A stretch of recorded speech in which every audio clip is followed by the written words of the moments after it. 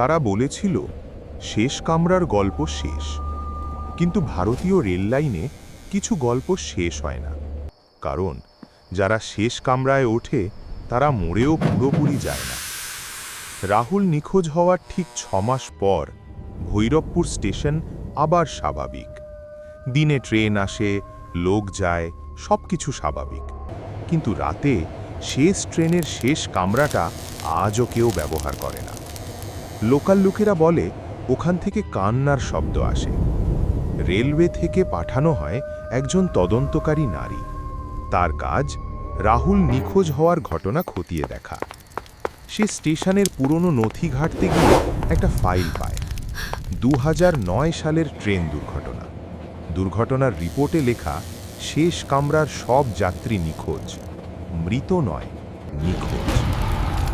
এক রাত স্টেশনের বেঞ্চে একজন লোক বসে কাঁপছে, চেহারা শুকনো, চোখ ফাঁকা। সে বলে, আমি শেষ কামরায় উঠেছিলাম, কিন্তু ওরা আমাকে ফিরিয়ে দিয়েছে। তদন্তকারী জিজ্ঞেস করে, কারা ওরা? লোকটা কানে হাত দিয়ে চিৎকার করে, ওরা মুক্তি চায়। লোকটা বলে, শেষ কামরায় সবাই মৃতময়।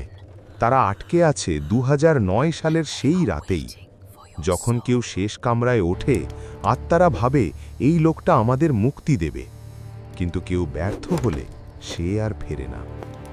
তদন্তকারী সিদ্ধান্ত নেয় এই রহস্য শেষ করতেই হবে। রাত 12:45 শেষ ট্রেন আসে। সব কামরা ভরা, শেষ কামরাটা ফাঁকা। সে টর্চ হাতে শেষ কামরায় ওঠে।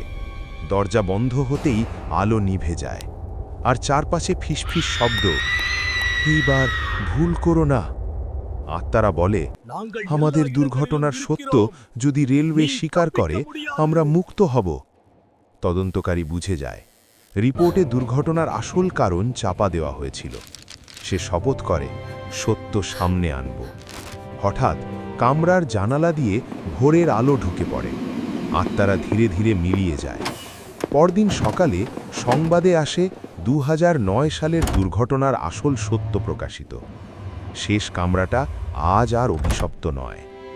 কিন্তু স্টেশনের সিসিটিভি ফুটেজে একটা জিনিস ধরা পড়ে। তদন্তকারী প্ল্যাটফর্মে দাঁড়িয়ে আছে, কিন্তু তার ছায়া নেই। শেষ কামরা মুক্ত হয়েছে, কিন্তু অভিশাপ কি সত্যিই শেষ?